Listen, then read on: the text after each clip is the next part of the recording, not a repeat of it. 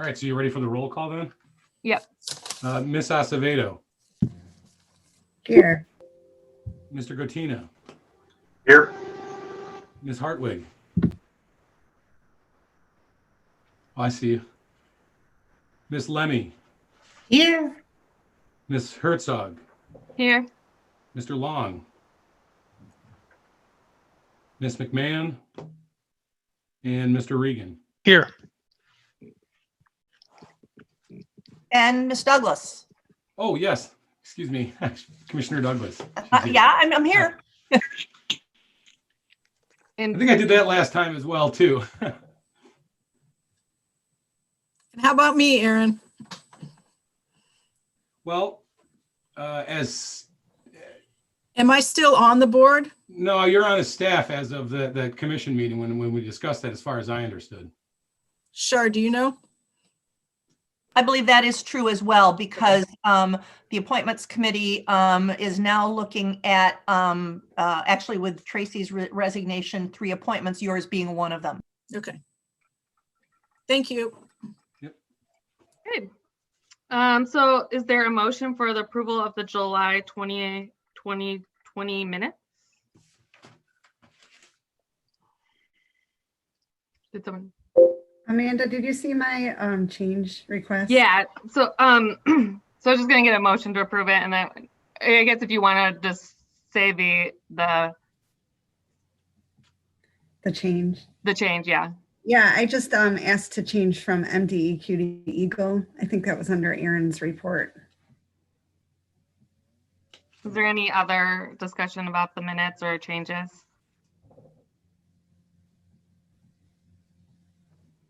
Okay, seeing none. Is there a motion to approve? Oh, Shar, Move we approve. second? Second. A second. A second. Okay, I'll do Chris. All in favor, say aye. Aye. Aye. Oh, I have to do a roll call. Sorry, Yeah, I'm no, rusty. I'm not used. We haven't had a meeting since July, so we have to do a roll call vote. Ms. Acevedo, Aye. Mr. Gotina, Yes. Ms. Hartwig, Yes. Ms. Herzog, Yes. Ms. Lemmy, Yes. Mr. Long, Aye. Mr. Regan, Yes. Ms. Douglas. Yes. Okay, moving on to public comment. Were there any? Hey, Amanda, Mhm. could we invite Paul Brake and Jason Craig to say hello as our guests? Sure. And we also have Andrew. Oh, I'm sorry. Yeah, Paul and Craig. Yeah, I was going to introduce everyone, but yeah, go ahead. Okay, well, I can start. So I'm Paul Brake. I'm the somewhat new city manager. I've been here 6 months. So pleasure to be with you this evening and to meet everyone. I am Jason Welcome. Craig. I'm the building official for the city. And then we also have 2 participants. So we have Paul Vile here and Andrew Sarpopolis, who are going to be joining us to talk about other things coming up. But if there's no other public comment, then I'll just keep moving on. Yep. Okay, great. So Aaron, your report. On to me. Okay. Let me get back to my notes here quick. I apologize.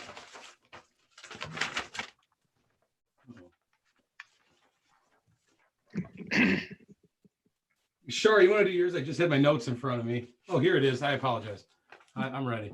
So yes, at DPS, a lot been going on with lead, particularly. As you know, we got our results from our last round of testing, the first round for this year for 2020, the way they do the math, and we were at 15 parts per billion. And so that did not put us in an action level exceedance by their math. And just now we are finishing up our next round, our second required round for this year. And we've actually, by my math, the results are now, we're coming in considerably lower than that. So that's good news. I suspect that's in part because we're widening out where our selected sample sites are. They're not so exclusively lead because we're having trouble finding those exclusively lead service lines. So a lot of these are galvanized, which still count as lead, but there's tend to be less lead concentration in those. So that might be part of it. We are pursuing a drinking water asset management grant to help us in part of our lead inventory work that we've been working on. As you know, right now we're doing a pretty deep dive into records, but we're going to look to get this grant that would provide us money to do some potholing work. So once we're at a later stage in this record review, there'll be some places where we've determined we need to do some more verification, and this potholing work would permit us to do some excavation without having to tear up roads. So we're going to ask for a bunch of money for that, and also use some of that money, ask for it for the use of computerized software moving forward to maintain our water assets and our other assets as well. So I'll report back. Hopefully keep our fingers crossed for that.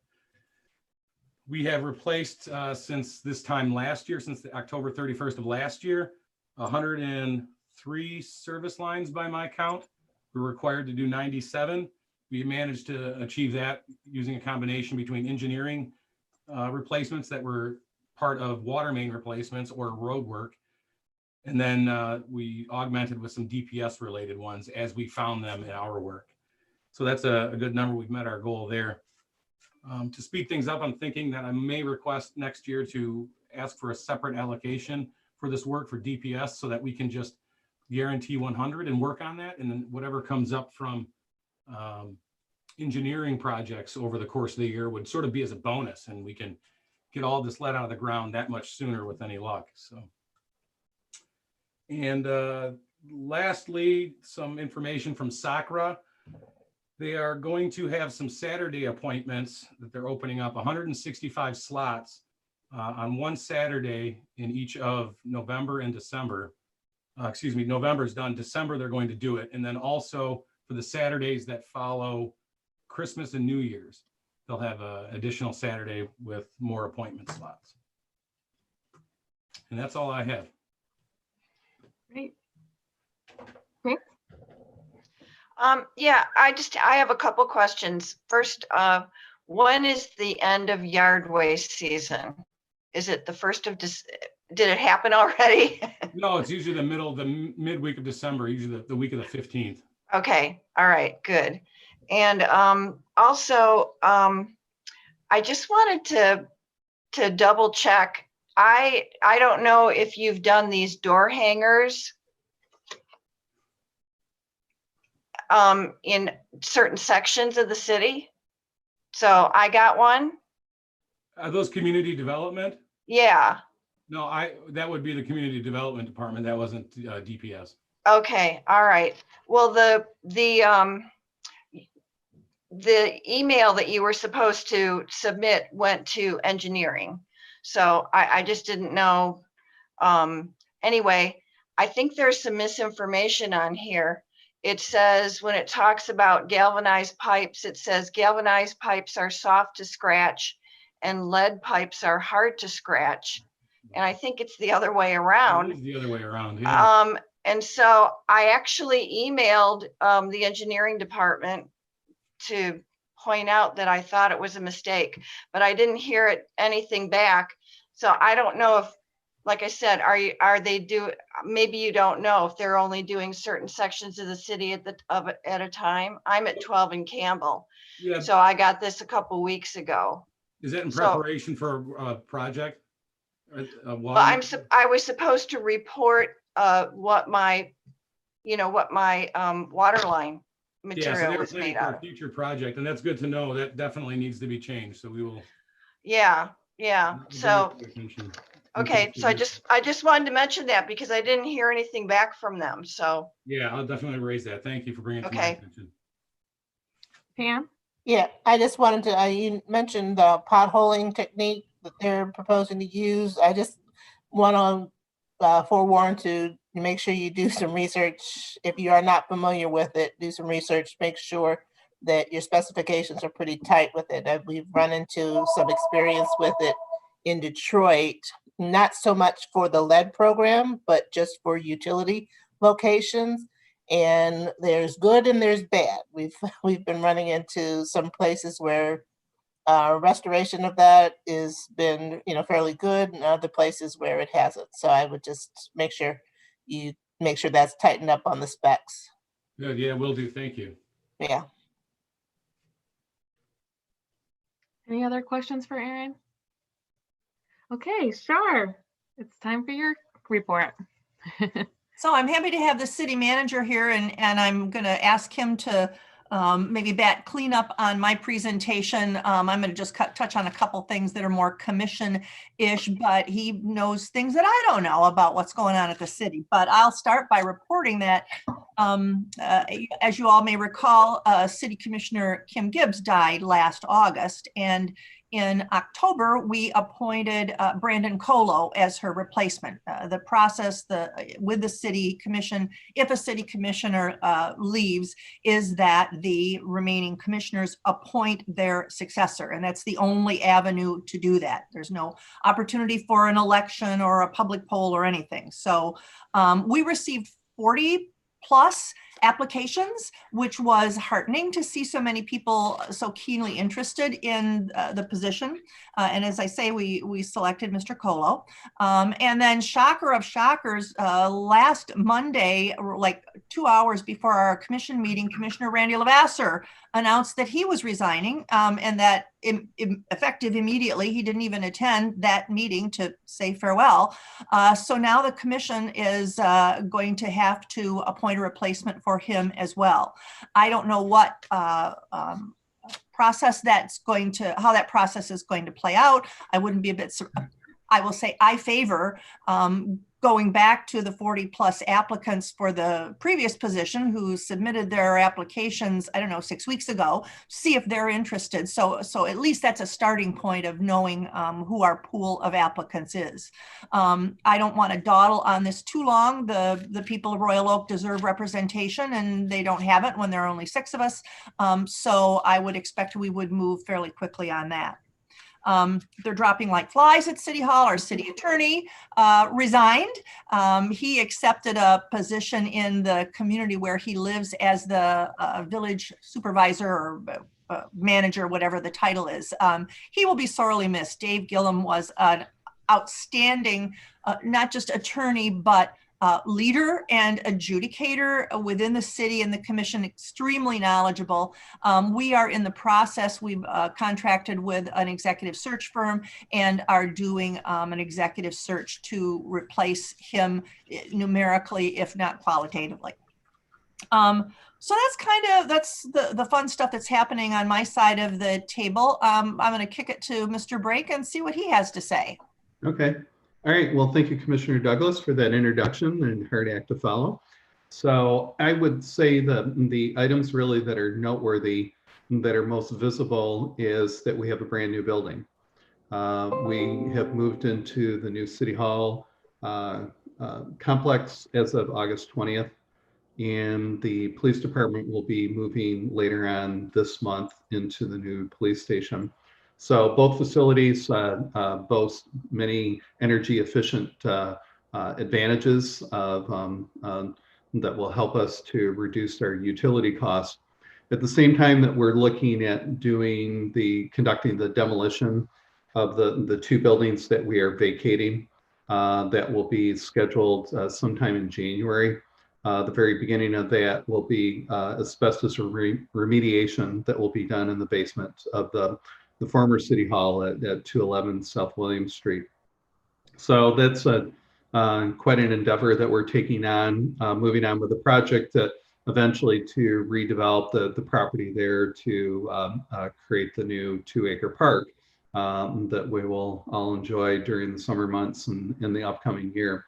So those projects are moving along, but of course with the pandemic, that there's challenges associated with that can delay construction and cause issues, as we've had a few instances of more in the contractor where we've had individuals that have come down with COVID that have delayed the project.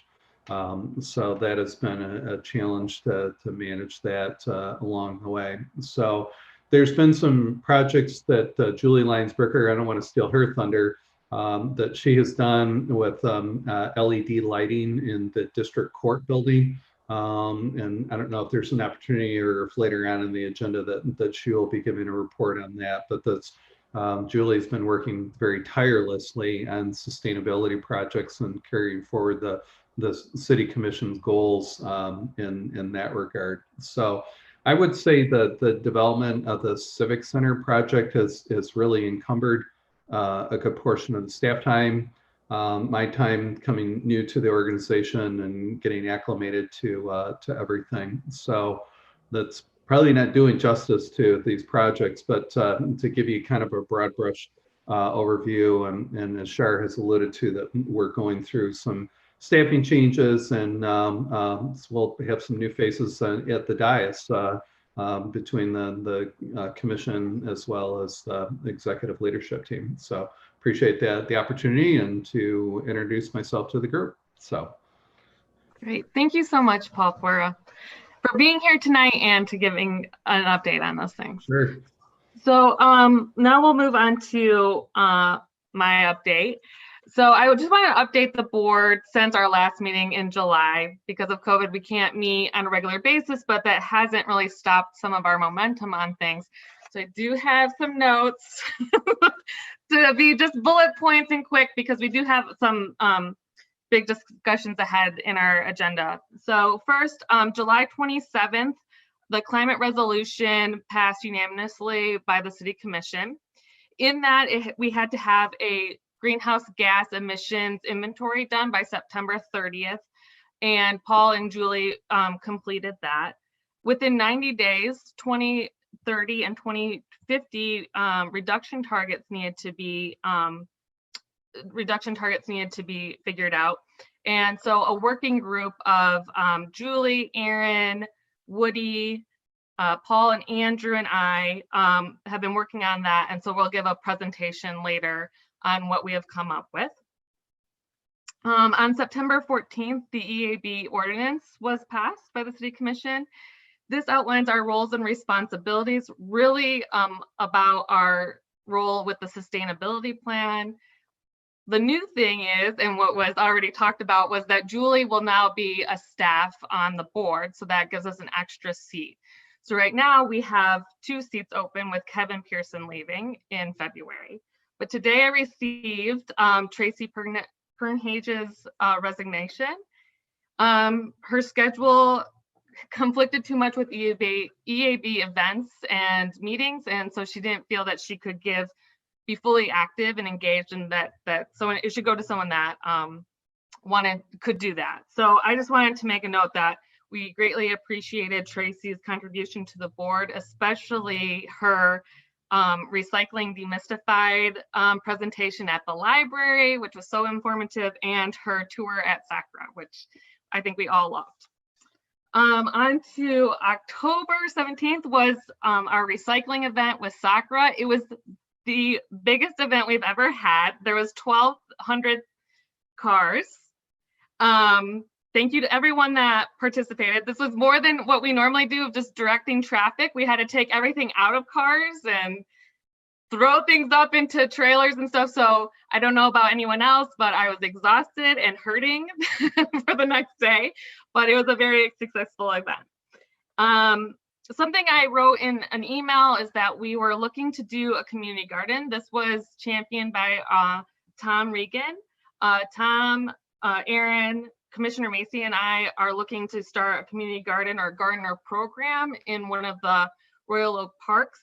It's been put on pause, and we'll talk about it more on the upcoming meetings. But I just wanted to tell you that we're looking into this more, and hopefully we'll have something for the next grow season. And then finally, before COVID hit, we were talking a lot about asbestos dust from demolitions, and we were going to have our guest Jason Craig to come to our March meeting to talk about this with us. And then over the summer, we had another resident reach out to us about lead dust in demolitions. So now that we are back onto a more regular schedule, we decided to have Jason come and explain the processes in Royal Oak and give us some more background. But before we get into that, I just wanted to have Jennifer maybe give some background on what the issue came up over the summer. Oh, thanks. So I really don't have too much to add to what Amanda said, but we did have somebody, a citizen, contact us, and I believe she's probably talked to several people on the board and in this meeting already, with a concern about a lot of the residential demolitions, and her perceived lack of protections. And also, she wanted to know just if there's extra steps that we can be taking as a city, and this is my commentary added, is as a city who really is focusing on sustainability and doing the right thing and being green, we should be going a little bit above and beyond what the law requires. And so there are some best practices out there that the state recommends that I don't know our process yet, what we take, but if we aren't following them, we probably should look at adding that to our process. And I think just with a lot of us having kids here and raising kids here, I have a house next to us that is a brand new build. It was on a green lot, but there were a lot of environmental issues with that. But I remember I had 2 small kids and there was no fencing. And so only recently did they pass that fencing ordinance for the safety of our citizens and our residents. So I'm hoping that we can do something similar in regards to how we can protect our residents from lead dust and asbestos during the demolitions that take place at residential buildings. So this resident contacted us. She actually contacted Dr. Mona Hanna because of the lead issue. And Mona, I went to high school with her, so she knows that I'm on this board. So she forwarded it to me. And I've kind of been talking with some of you via email, but thank you, Jason, for coming to this meeting and helping us understand the process and maybe how we can make it a little better or clearer for Royal Oak residents.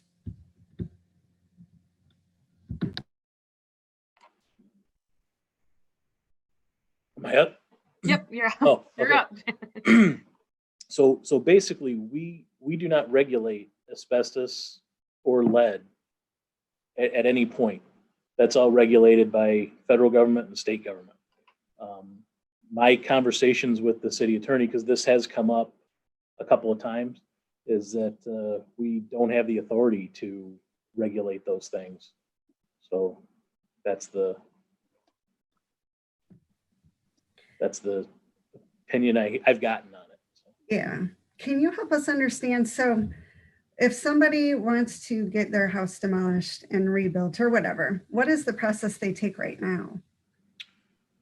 So they would apply for a demolition permit. We have to see that it's been disconnected from consumers and from Edison. A sewer disconnect is done and a water disconnect is done. That's done by the water department. Once we have those letters in an application, we also require them I think it's maybe an outdated process, but we require a rodent letter for them that says that the house is free from infestation. So we get those and we issue a building permit to demolish the structure.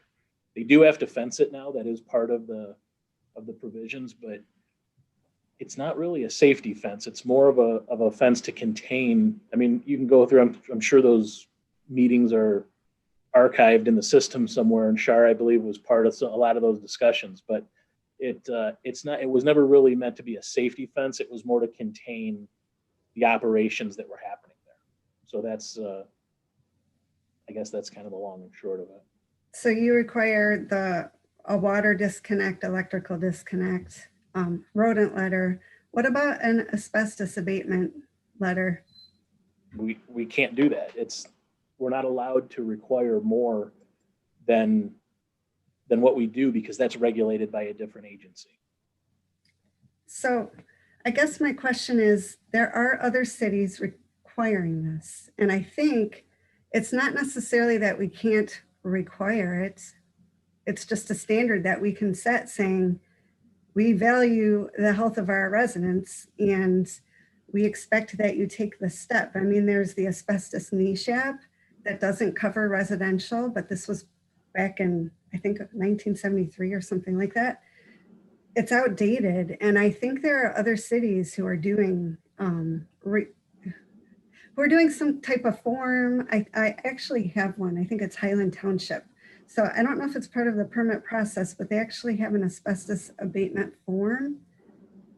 And I'm just wondering if we could at least look into it. Obviously, we're not going to solve anything today, but look into the possibility of adding this to our process.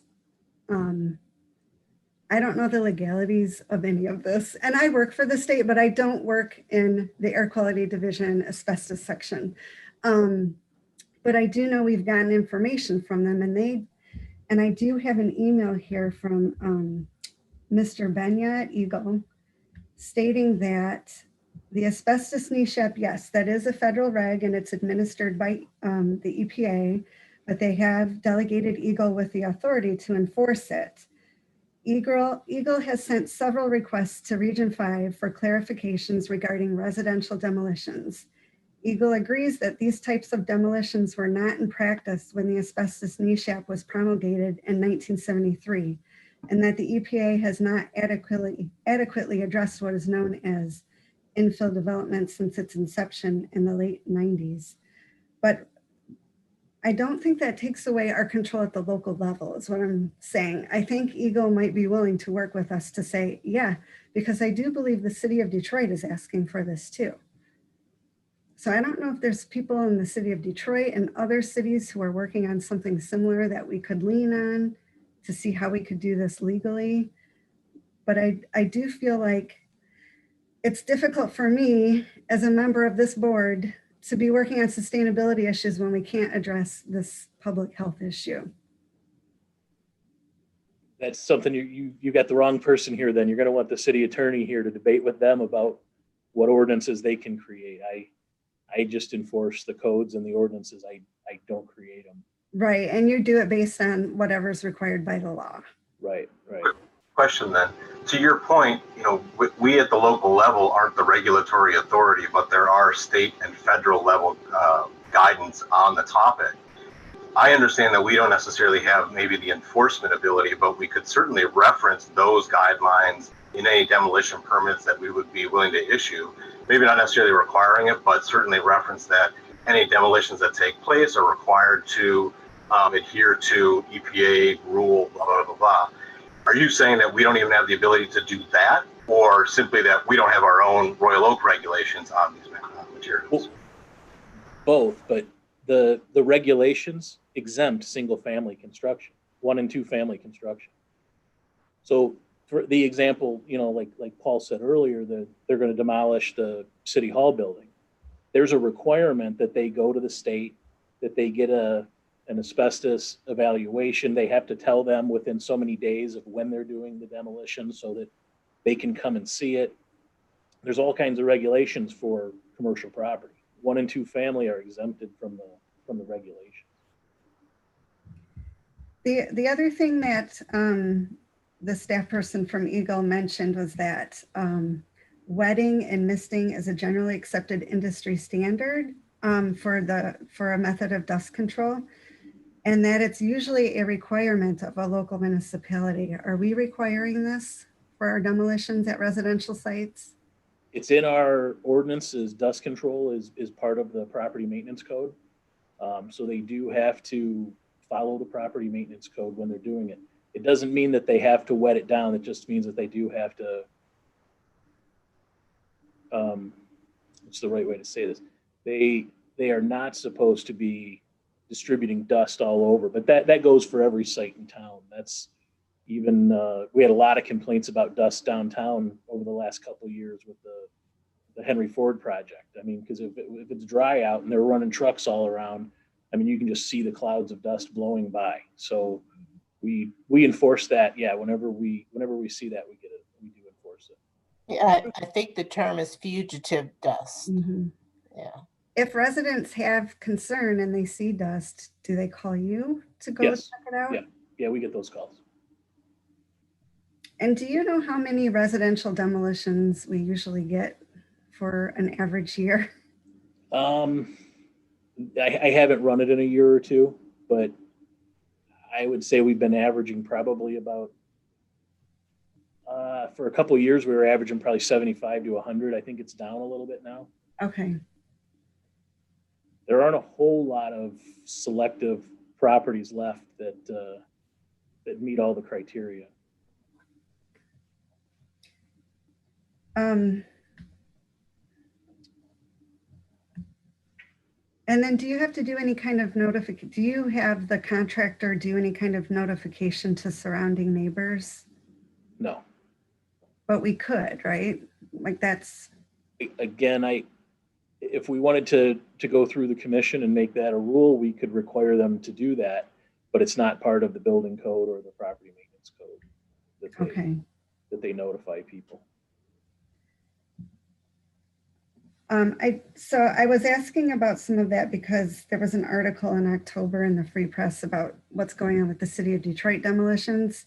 And I know it's not comparing apples to apples at all, but they did have a task force that was looking at ways to improve, to not only improve the dust control, but the relationship with the neighbors around the demolitions and the education and awareness. So I don't know exactly, you know, maybe I need some advice from the city staff and Shar, but I do think we should, as a board, try to come up with some recommendations that we can push forward legally in a legally binding way, but something that even just make sure that that shows that we value the public health of our residents and that we would like to take some extra steps in the process of residential demolitions. So the ones that the Detroit study showed for best practices, and this was adopted under Dr. Khaldun, who's now at the state, but they took over and basically adopted these practices to improve public communications about the demolitions by hanging up some door hangers around. They also had a texting system, but I think the door hangers with somebody's email address, just like Christine showed earlier in the meeting, would be helpful. And that way they would know who to call if they do see dust. Possibly, I don't know if we really have the resources, but you probably see some of the same contractors over and over. It wouldn't hurt to give them additional training or connect them with the state maybe, and maybe I can help with that part. And just what are acceptable best practices. We could have like a checklist possibly, just again, citing the actual asbestos NESHAP, but also some of these other best practices of wetting. The city also mentioned wind advisories for demos to avoid days with high wind speeds. I don't know if we do anything like that.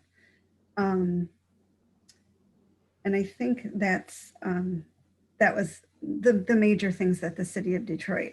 I think the biggest thing is just the communications, and we have an engagement specialist, and I'm wondering if she could kind of bridge the gap between the science and technical side and communicating with the public.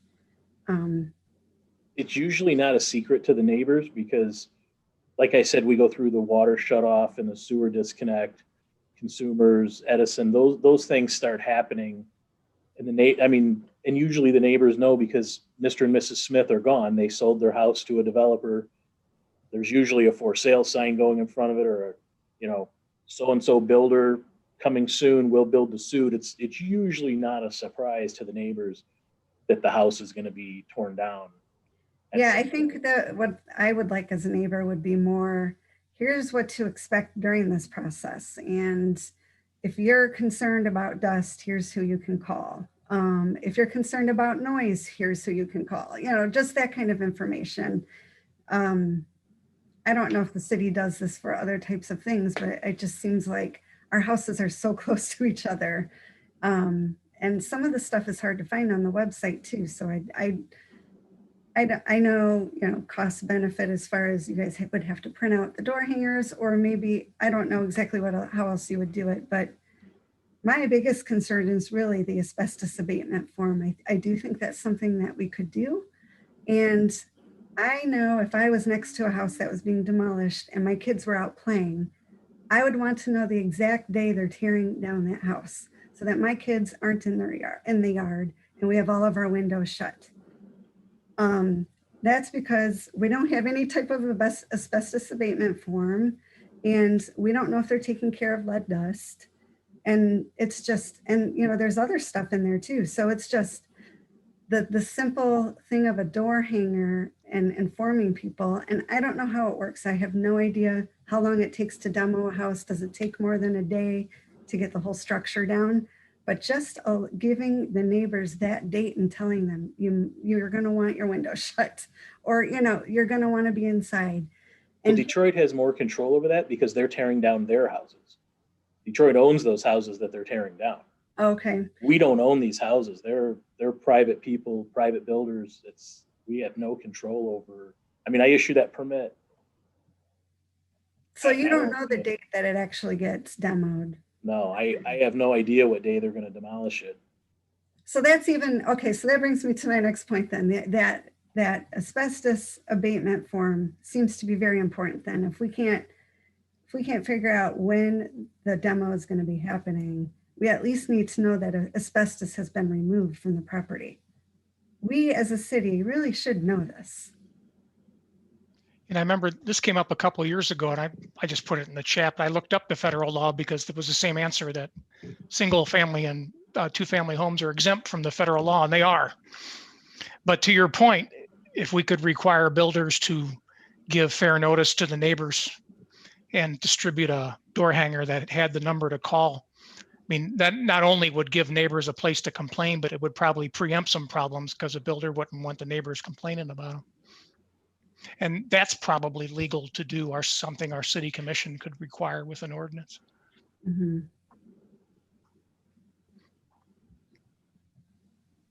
Amanda? So, what do you think is our next steps, or what can be our next steps? Aaron? Aaron, you're muted.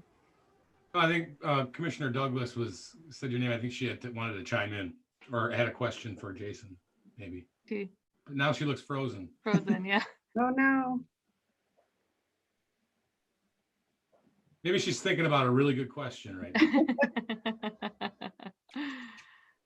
Now, I don't understand the process that was taken to get the fence ordinance for construction sites, but I was wondering if we could do something similar for asbestos abatement forms, or that's where I'm sure we would need the lawyer to.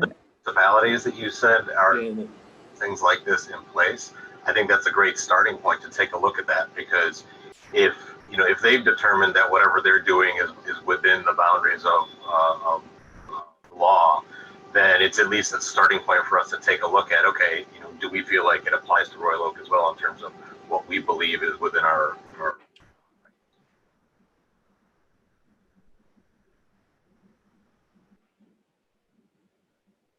Great. Char, are you back?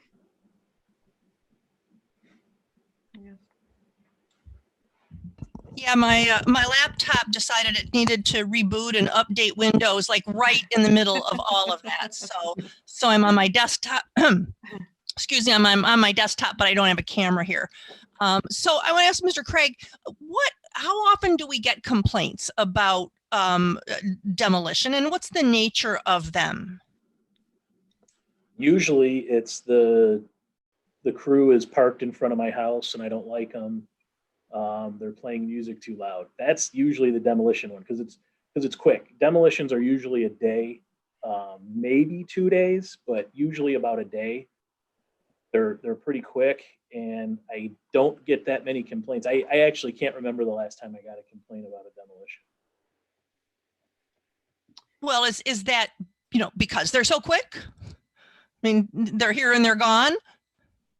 It's possible. I mean, I think for the most part, you realize, okay, this house is going away. They're going to be making a mess one day, and then it's gone. And that's it.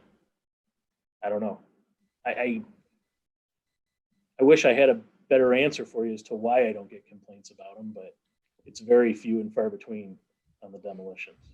So even if we, I mean, and I think we as a commission talked about this when we established the fencing ordinance, talked about notifying neighbors or putting signs up on the sites. And I don't know that we ever implemented that. So, a sign that says, for information rather than door hangers, which are staff intensive, a sign on the fence that says, or a sign in front of it that says, this house being demolished and rebuilt for information contact, either here's the number at City Hall or here's the number at the builder, might be a reasonable compromise in the process, because I do understand that, you may not know until the day before that that's demo day. And it may be difficult for builders to provide meaningful information to homeowners. Yeah, a lot of times the builder or the owner themselves doesn't know when the crew's showing up because it's not their crew. It's a subcontractor.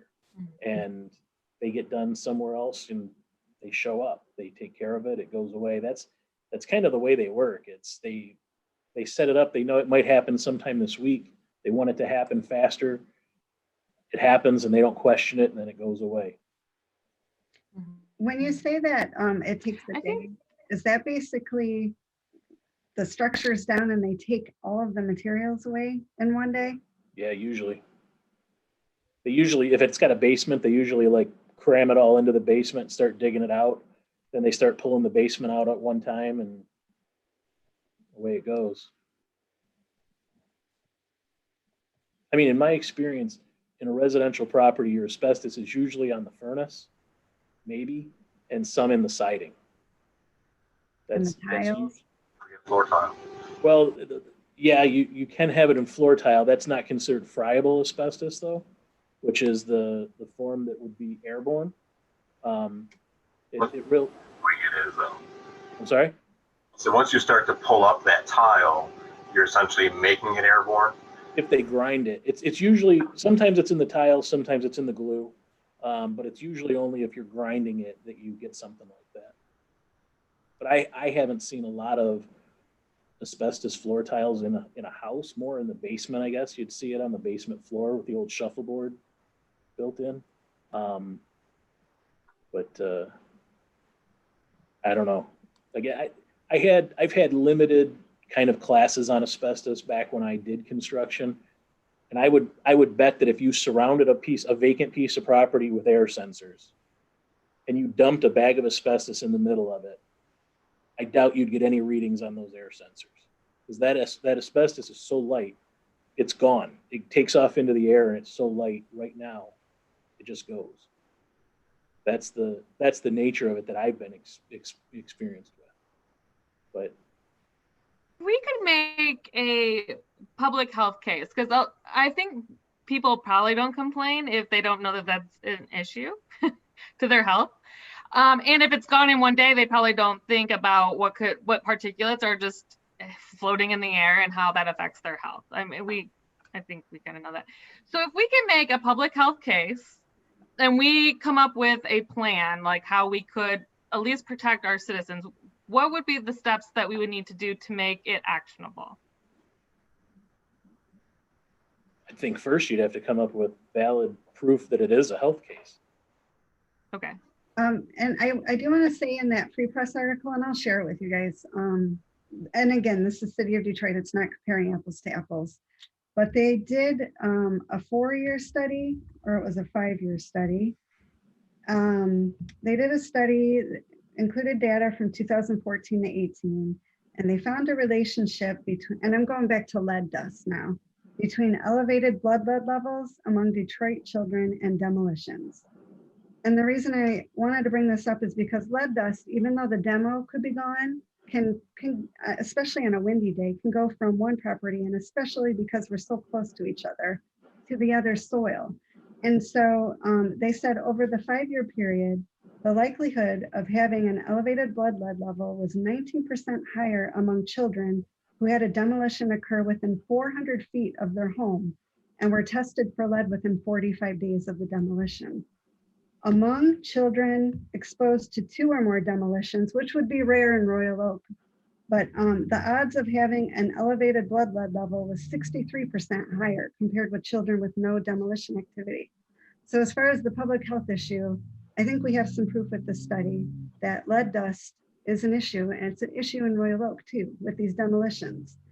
We don't have proof that when people are demoing their homes, that they don't have lead dust in there either, because I know the 2 homes I've lived in Royal Oak so far, they were built in 1949. So there's a lot of lead paint and lead pipes and everything. And so I think the public health issue doesn't really need to be proven, but we do have the data here. As far as lead dust. Can I ask a question? Did they tie any of the data to the age of the home? So is there any way that we could make a stronger recommendation for an older home or homes built before a certain date? Do we have any? I don't know. I don't have that right in front of me. All I know is that the demos that usually do happen are the older homes. Right. There is data that's available, and I just don't. I've been out of that field out of that industry for a while, so I do know there is data out there that does can give dates. That does give dates. So Yeah, I mean, we know when lead paint, when they stopped, people were supposed to stop using lead paint. You know, I guess I don't have a good idea of where all the sources of lead might be in a home, or all the sources of asbestos might be in a home. So that would be good. But then also, if we could, I think we'd have stronger footing if we could tie materials in the home to certain dates, and then after a certain date, if we know those materials were no longer used, then I would be, I think, as somebody who would be adjacent to demolitions, which since I've lived here in my house, there's been 1, 2, 3, 4 demolitions right around me. You know, that would be good to know, that if the house was built after a certain date, that maybe it's not as much of a concern. yeah, but that date is later, a lot later than you think. I think it's in the 80s. I'm not remembering what that date is, but it's definitely a lot later than you think it is. So Okay. it's actually relatively recent. And Okay. a lot of people, one of the things that a lot of people don't realize is that, you know, people think that asbestos is banned. Well, it's not. So not completely, just certain materials of certain types of asbestos have been banned. But so again, I think that is in the, like, it's in the 80s, and I just forgetting what year that was. So when at least most of the friable asbestos was banned, you still have a lot of non-friable asbestos, as Jason had said, that is still out there. So. Okay, is there any other questions for Jason? Okay.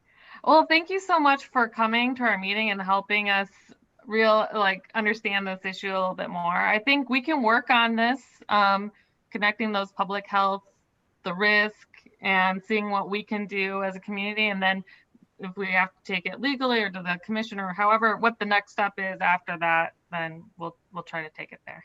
Okay, yes. But sorry, we appreciate your time so much.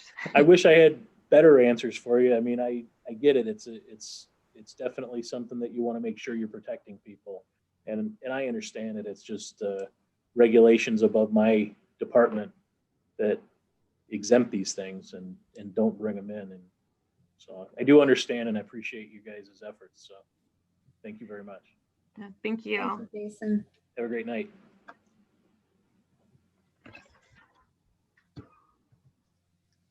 Okay.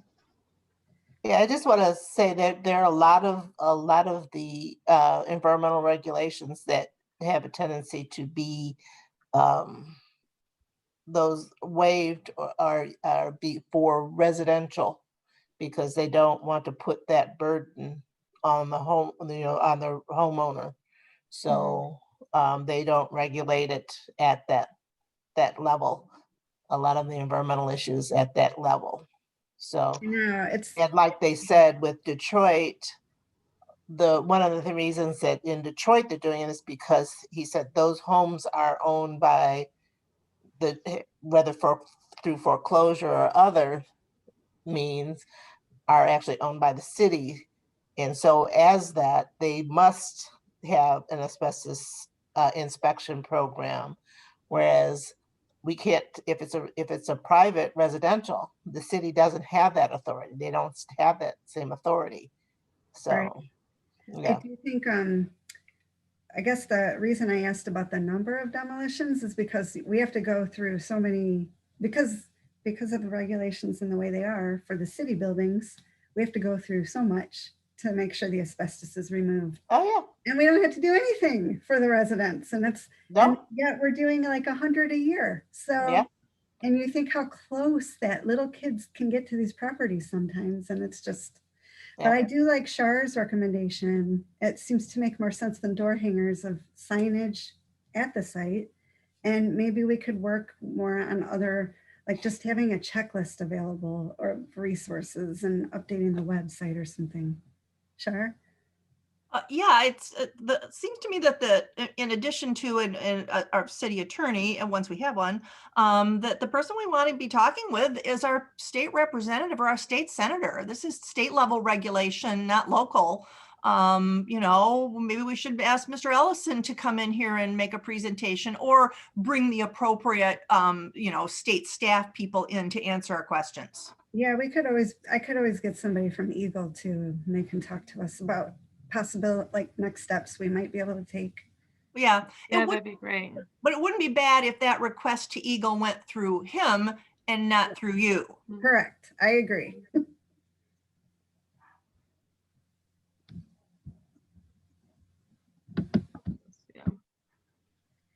But at the end of the day, there definitely seems to be room to raise the accountability on demolitions, as well as improve communications to the residents. I don't think that's a big ask as a low-hanging fruit sort of first step. But then, sure, I think it's a great suggestion to speak with the state level regulators in terms of what's possible. So, and I had another thought. Isn't this really an OSHA issue? I mean, before we, protect the health of the people in the building next door, how are we protecting the health of the people actually doing the demolition? And that might be a source of additional ammunition for us.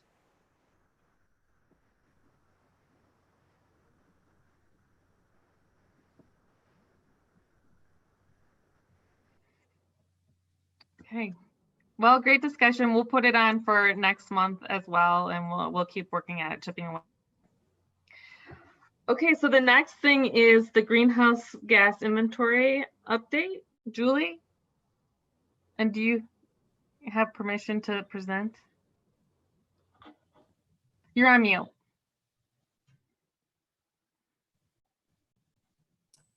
Okay, there we go. I don't have permission right now. Thank you.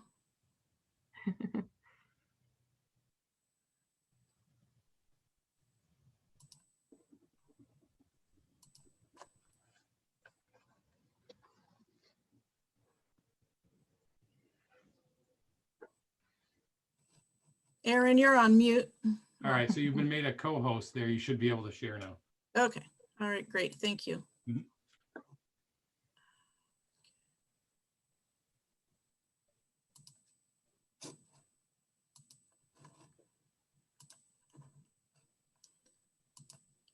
Okay. Can you see this? Yep. Okay. All right, great. So I am super excited to bring this to you all as our first actual peer review group to talk a little bit about the work that we've done on the greenhouse gas inventory and our initial thinking on greenhouse gas emission reduction targets.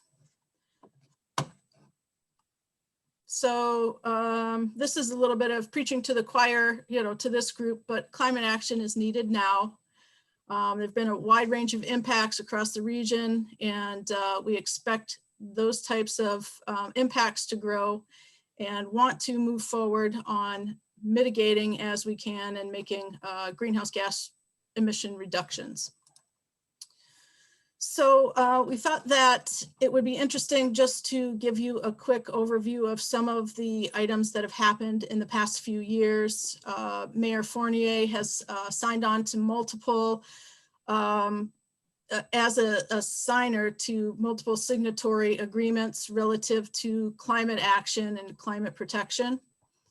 Back in February of 2019, the City Commission approved a strategic plan that included the development of a citywide environmental sustainability plan, which is one of the pieces that we still have pending. In May of 2019, we were awarded the grant for Lead for Cities. And then in April 2020, we achieved that designation as a Lead for Cities certified.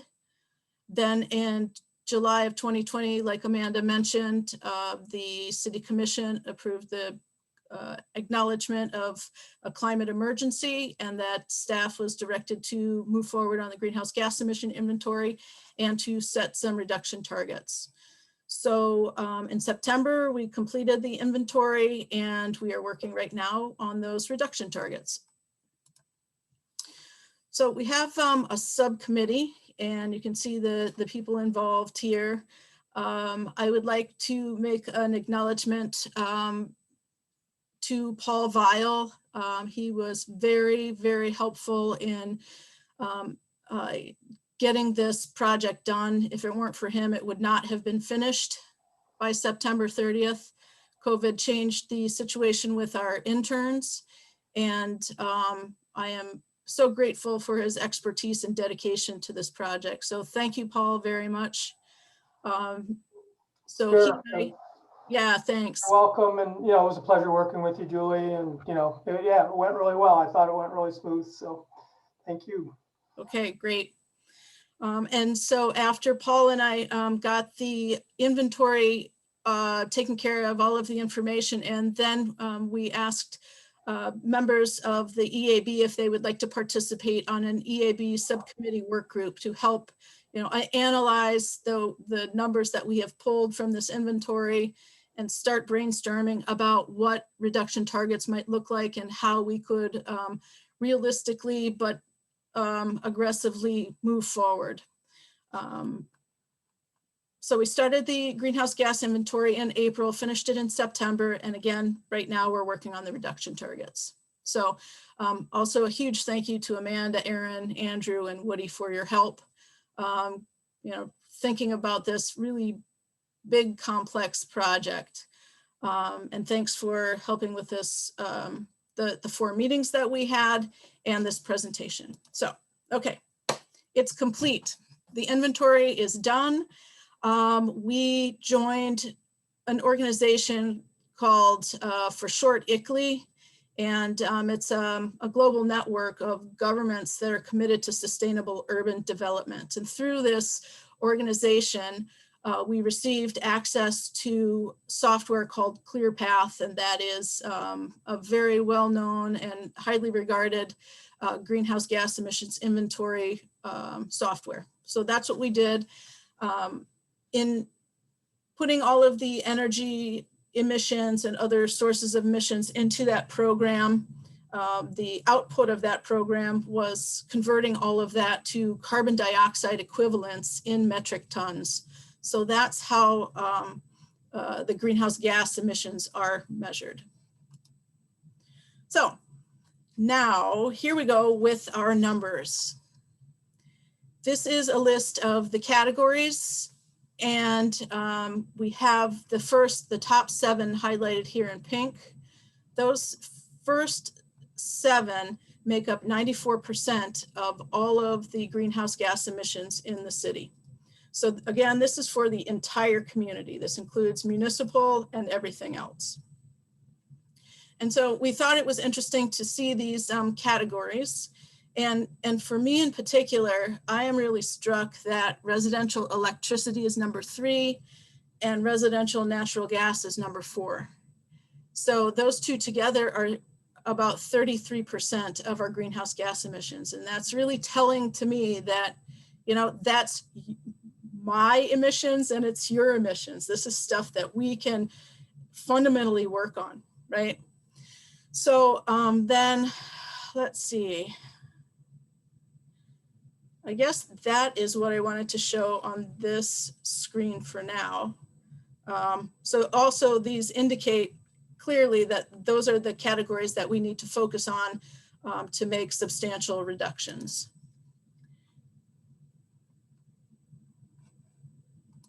Okay, so then on this next slide, by the way, I should say that in our inventory, we made an inventory for the whole city.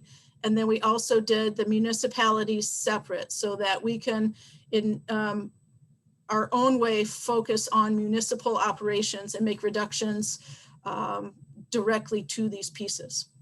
And so, you know, and you all have heard me say, we're going to start with municipality operations because we can make a fast, quick, real difference there.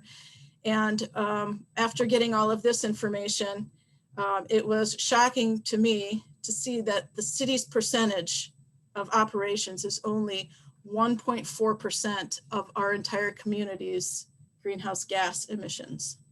So again, you know, there's a huge opportunity with residential electric, residential natural gas, and commercial electric. And really those are the categories in which if we can tap into those, that will help us affect greater change.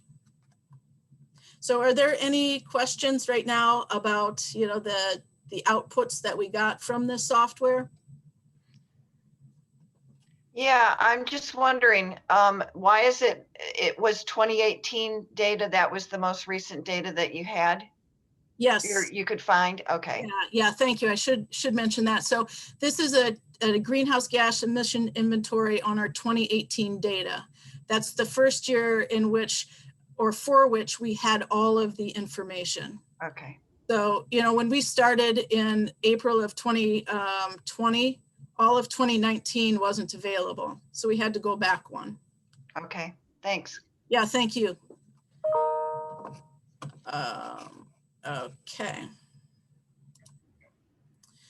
So a little bit additional information.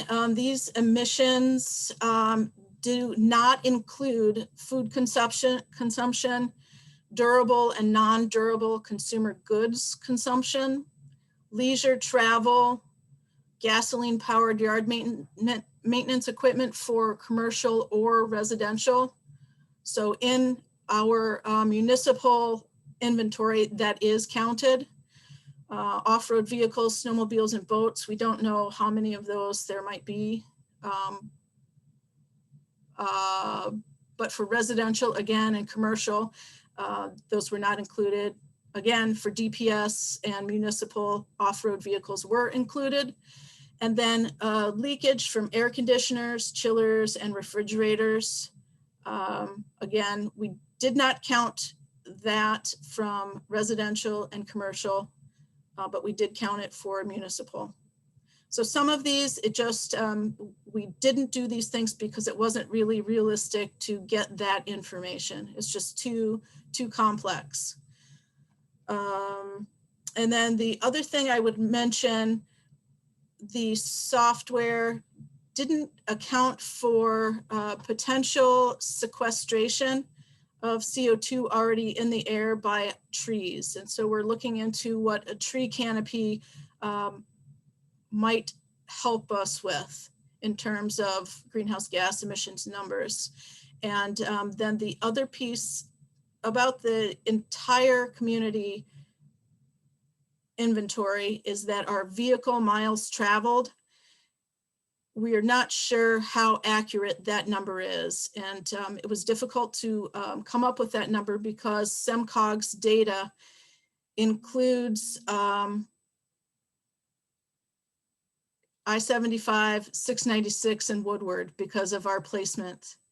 And so we did some apportioning for, population and so forth, and got the blessing of SEMCOG's engineers that said, given what you have to work with, this looks like the correct kind of mathematical equation to get the best guess.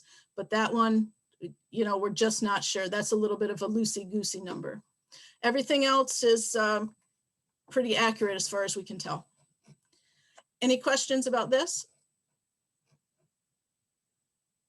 Okay. So then, to our suggested reduction targets. So from this 2018 baseline inventory, we are making a recommendation that we get to a 40% reduction by 2030, and then a net zero greenhouse gas emissions by 2050. Okay. And we come up with those numbers in a couple ways. One is from the IPCC special report that came out in the fall of 2019, where they have shifted the thinking of keeping the global warming lower than 2%, 2 degrees Celsius to 1.5 degrees Celsius or lower. And I have a quick forward from this report to read to you. It says, this report confirms that climate change is already affecting people, ecosystems, and livelihoods all around the world. It shows that limiting warming to 1.5 degrees Celsius is possible within the laws of chemistry and physics, but would require unprecedented transitions in all aspects of society. It finds that there are clear benefits to keeping warming to 1.5 degrees Celsius rather than 2 degrees Celsius or higher. Every bit of warming matters, and it shows that limiting warming to 1.5 degrees Celsius can go hand in hand with achieving other global goals such as the Sustainable Development Agenda, and every year matters and every choice matters. So using some of their information, we came up with our goals, but we know from other peer cities that many are using similar goals, similar action goals. So, and then the last thing I'd like to mention here on the slide is in September, our own governor signed the executive order to affect climate change and is aiming for a carbon neutral state by 2050. So when we have state goals like that, we expect that there will be some policy shifts, and that will help us move forward more readily to our 2050 goal also. Let's see, are there any questions, or Paul, do you have anything to mention about this graph? Anything that needs to be said more about that? Yeah, sure. I could just add that, maybe if you look at this graph, there's a blue line, a gray line, and a pink line, and the blue is essentially achieving a net zero by 2040. The next line above that is the gray, which is achieving net zero by 2055, and then the pink line is no increase in greenhouse gas emissions after 2030, and then these lines correspond with that 1.5 degrees Celsius increase and 2 degrees Celsius or greater. So it's real imperative. I mean, the 2050 goal of net zero is between the 2040 and 2055, and also our goal of a 40% reduction by 2030 just is making sure that we're along our way in achieving that, because it's really it's a pretty tall order that we have even for the next 3 decades. So we really need to get a good start, and a 40% is a reasonably good start. We've done some analyzing, electrical consumption, transportation, some of the changes that are coming about, and feel that this is certainly possible, but it also is going to require some public outreach and some programs in order to achieve that. Okay, thank you. So we'll move on here to our first thinking of the reduction framework. From the top 7 categories, we have utilities in various sectors, and then transportation. And if you look to the bottom here, we're thinking about solutions to those. And for all 3 of the electricity, natural gas, and transportation, solutions include reduction in usage, increased efficiency, and a conversion to renewable power. This 4th square or rectangle here with carbon sequestration, again, that is, about our tree canopy and other flora and native trees and native flora. So yes, indeed, it's a tall order that we have here, but there are pathways to move forward. And we're thinking that these are, some of the main pieces that we will be using for our action goals. So now that Paul and I have said this is a tall order and there's lots of work to do, we wanted to have a more hopeful slide here and let you know that we have about a page and a half of sustainability initiatives that are already in place by the city that we pulled together in an inventory just to understand what is already happening. This is a short list of a few of them, broken down into some of the sustainability categories. And I think if you're interested, we can send that whole inventory along. It's relatively interesting to have a look that the city has been picking away at these, not in a comprehensive way, but for a long period of time. And so it's pretty impressive. One of the things that we recognized in our work group is, again, there's going to have to be some policy changes to, move the needle. And right now, locally, we have a number of pro-green ordinances. We have a rain garden ordinance and a solar and wind implementation, a stormwater detention, permeable surfaces, and ribbon drive. So we're thinking, in the future, some of our longer term strategies would be with policy. But again, given the status of Governor Whitmer's climate now, my climate, I think is the plan that she intends the state to move forward to 2050 net zero, that there should be some state policies coming out. And perhaps with the new federal administration, we can look forward to some federal policies also. So anyway, I'll keep moving here. So developing prioritized strategies. So we've got some ideas about short-term strategies, midterm, and long-term. And so in the short term, we're thinking about some of these things that we can start making affected change in 1 to 2 years. That's what we would consider short term. And then for long term, we're considering that these strategies may take 2 to 5 years, to get off the ground. And within these strategies, we have, multiple energy issues, transportation issues, zoning issues. So this is what we're thinking right now about how we get moving forward.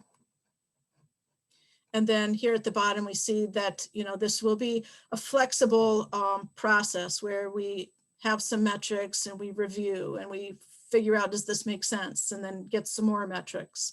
So we say this full well knowing that there's a lot we don't know right now, and that, you know, there will be changes to our thinking.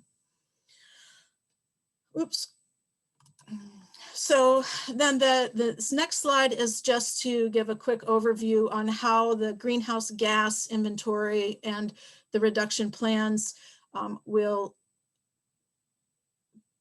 coordinate with the sustainability plan. And what I'd like to say is, you know, these top three rectangles are the basics of sustainability. Typically it's environment, economy, and equity.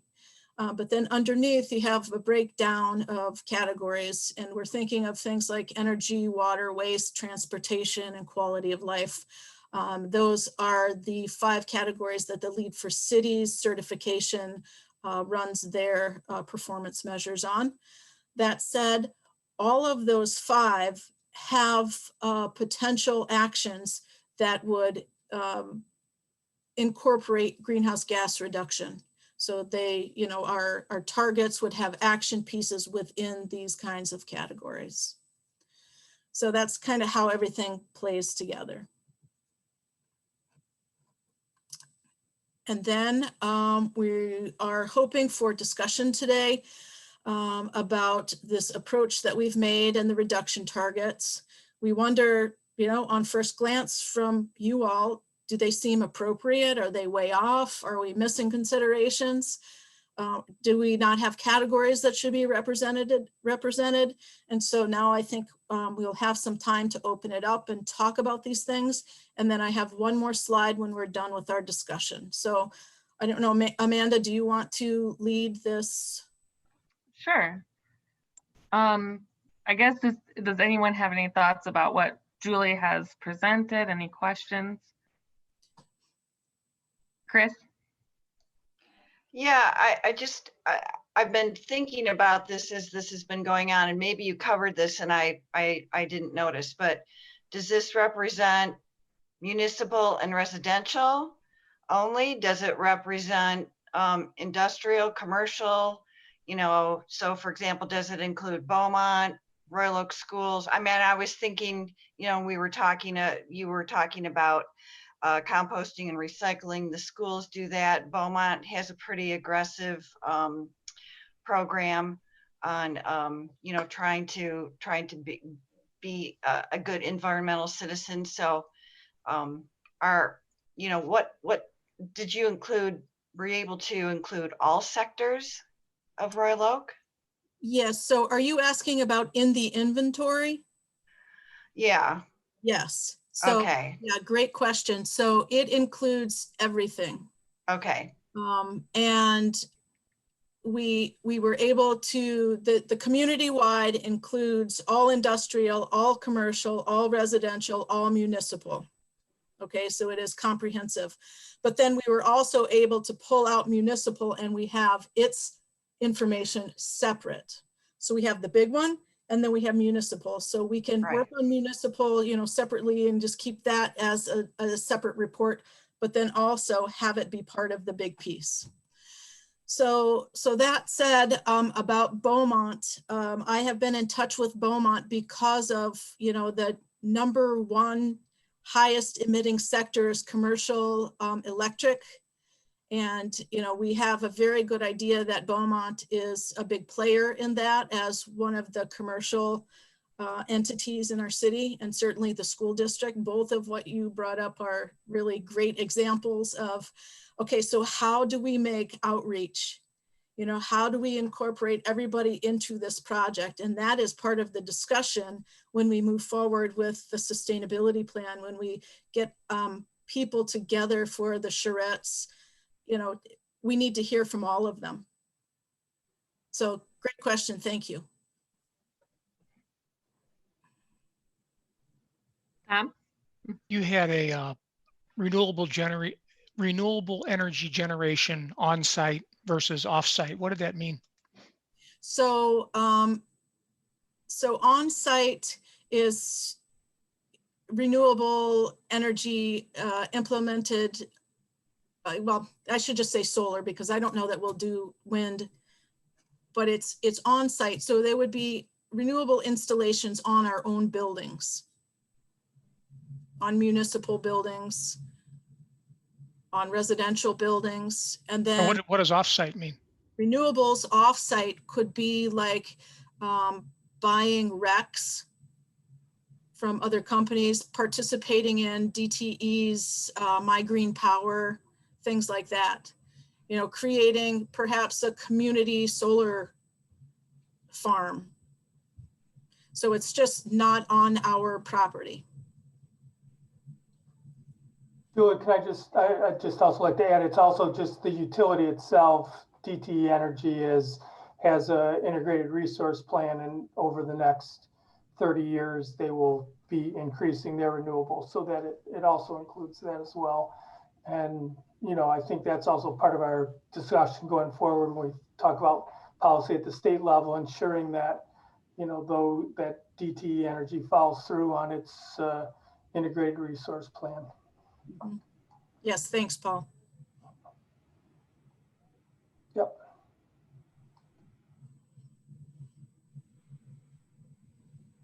Does everyone feel comfortable with, you know, the approach of the inventory and how we arrived at the reduction targets?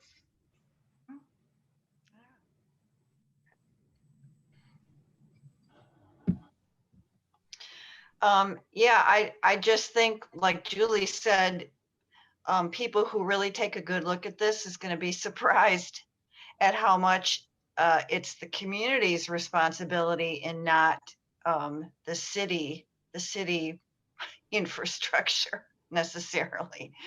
That was surprising. I guess not when you really think about it, how few city buildings there are as opposed to how many other buildings there are in all the other categories. But yeah, that might be a little scary for people to realize. It's kind of on them. It's on us. It's on the rest of us.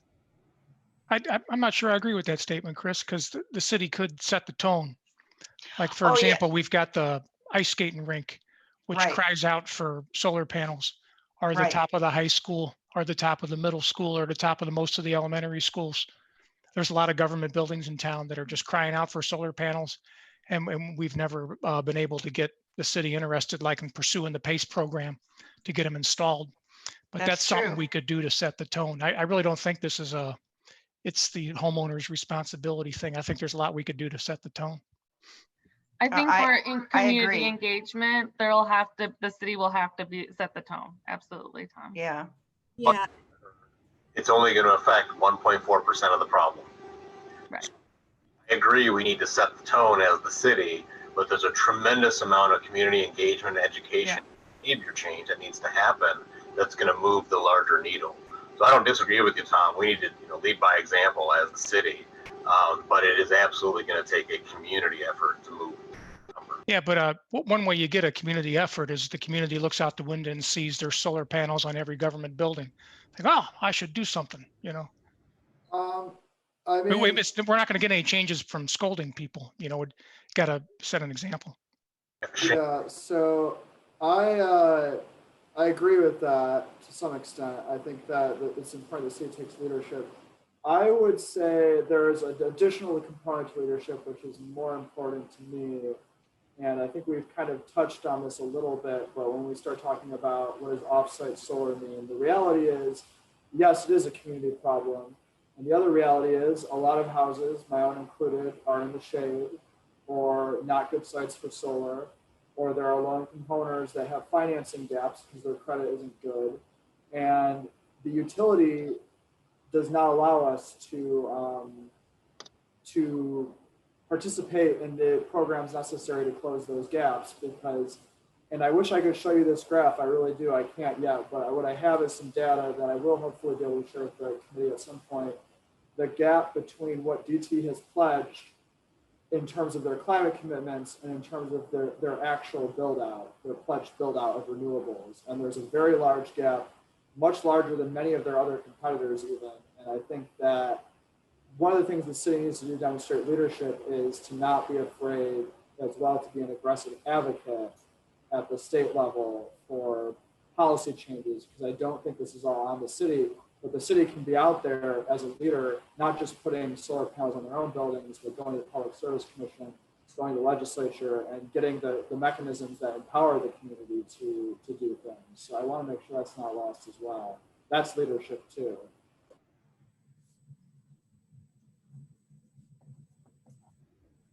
Thank you, Andrew. Another thing that just to kind of chime in is, transportation is a huge role.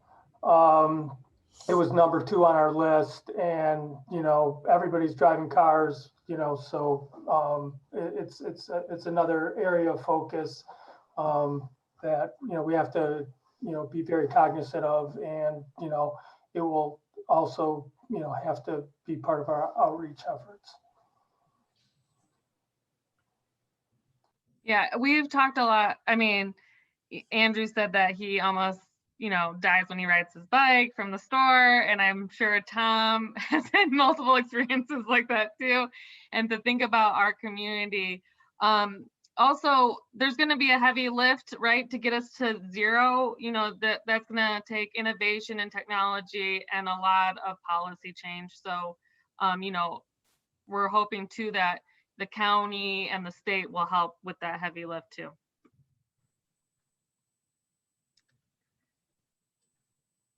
Do we want to go to our next?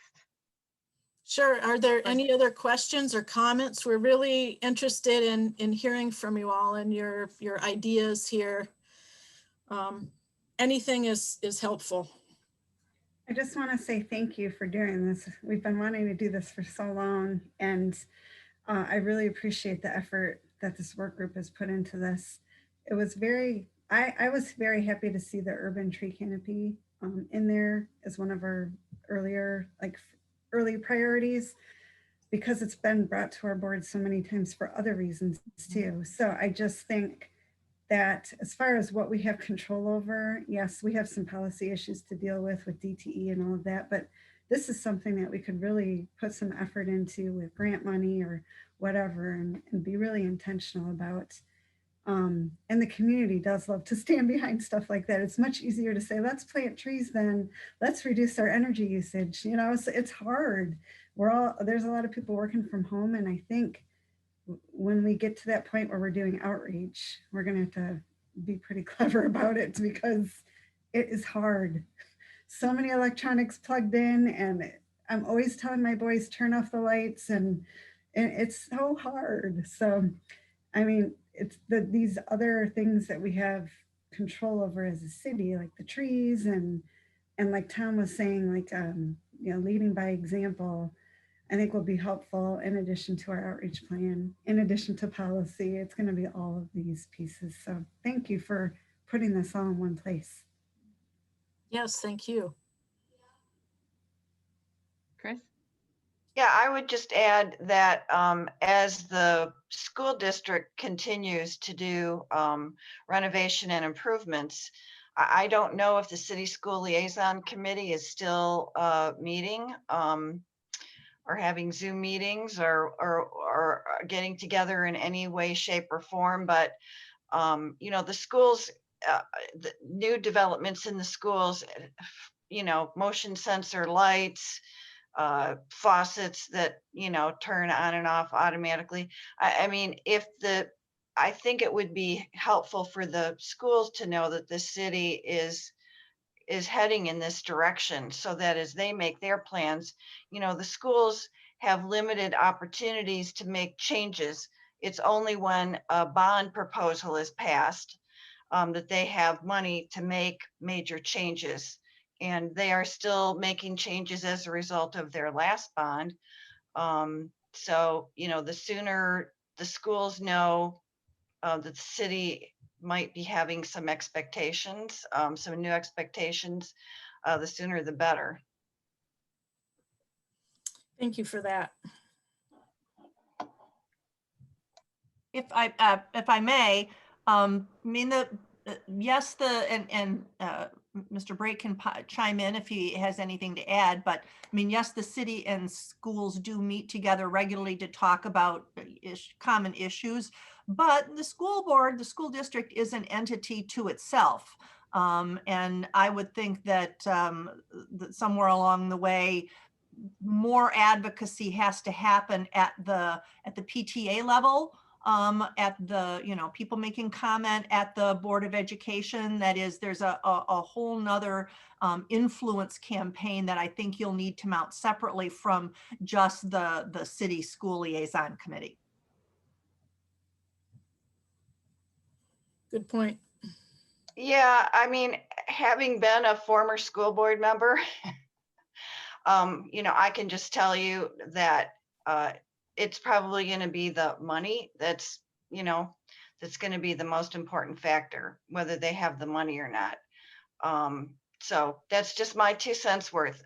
Yes, it does help if there's a groundswell of support, but yeah, I'm sure that the city can relate to that too. The limiting factor, the money. Yep. And that's kind of how our conversation went in our work group. The first couple of meetings were like, think big and this is amazing and do anything you want green. And then it quickly came out like, well, Julie only works a third of the time on this and we only have so much resources and we can only do so much at a time. So, you know, we're going to have to be clever too about what we can tackle and set those plans in place. And that will be our work in the coming years for this board. So and that's a great segue to the next slide, Amanda. Roles and responsibilities of EAB. So Amanda, do you want to take this one? Sure. So today we have, so in the climate resolution, we promised the commission that the GHG inventory was going to be done by September 30th and that we would have reduction targets all by the end of the year or 90 days afterwards.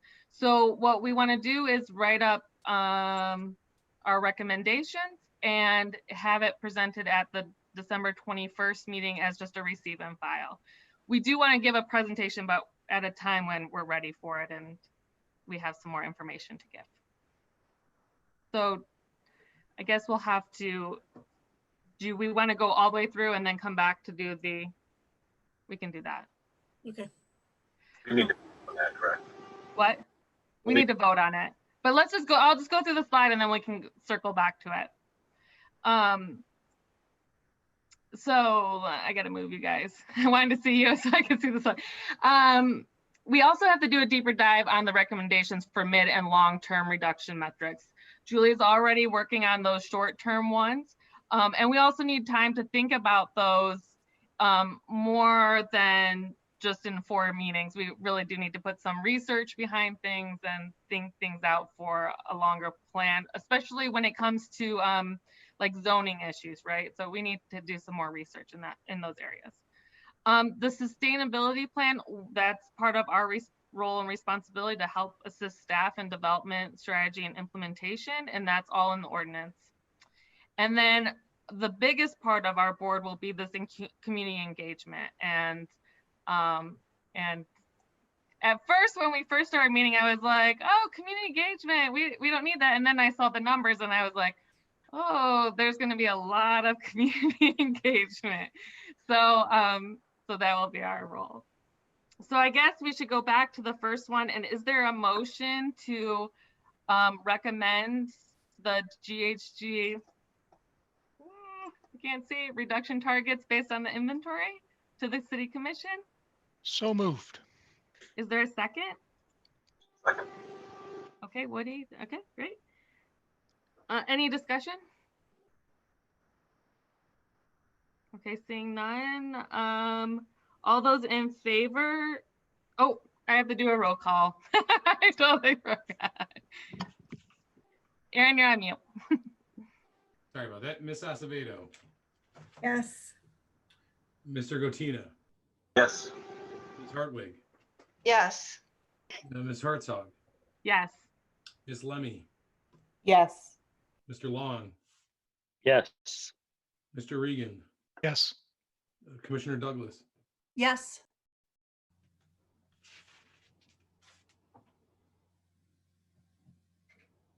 Is that everyone? That's it. Okay, great. So we'll let you know when this will go to the city commission, and we can all call in and say nice things about the city commission making this a priority and pushing these things that we want to do. Okay, so the next thing, is there anything else we want to discuss on this topic? I have one more thing, and that is to say thank you to all of you on the EAB also.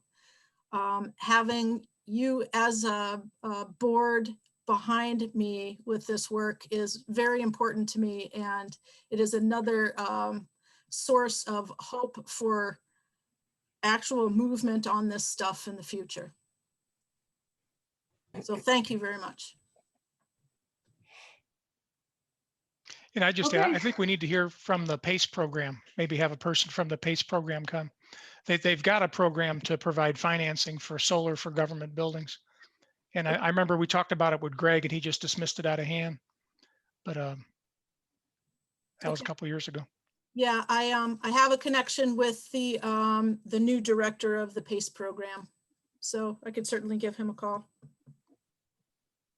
And you know what, Tom, that brings up another really good point. If you guys think of things that are related to sustainability, feel free to send me emails, because I have a big folder and we just collect these things. Sometimes they'll have to sit in a parking lot for a while. Or maybe I should say a bicycle rack for a while until we can get to them. But I really appreciate hearing different things, because I can't know all of it all at one time. So my email is always open.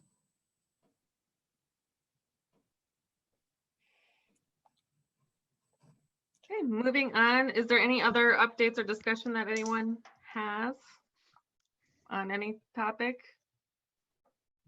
Okay, seeing none, then I guess I just want to say that I appreciate everyone's time. I know that tonight's meeting was a little long, but it's been a while since we met, and we'll be back on our normal meeting schedule starting in January. But in the meantime, if there's any initiatives or anything you want to work on, feel free to send me an email too. I'm willing to help push those things along. And I think if that's it, and everyone's in agreement, I think we're adjourned and have a happy holiday. Oh, do we have to vote or something? Roll Okay. call. Yeah. So we have get a motion to adjourn with a second. Can I get a motion to adjourn? I'll move. Okay. And Ken will second. Yeah. All those in favor, roll call vote. Roll Yes. call vote. All of them have to be. As far as I understand, yeah. So Ms. Acevedo, Yes.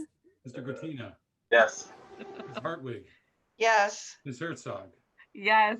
Ms. Lemmy, Yes. Mr. Long, Yes. Mr. Regan, Yes. Commissioner Douglas. Yes. Okay. Have a happy holiday, everyone. I'll see you in January. Thank Holidays. you. Everyone. Bye. Bye-bye. Bye. Thank you.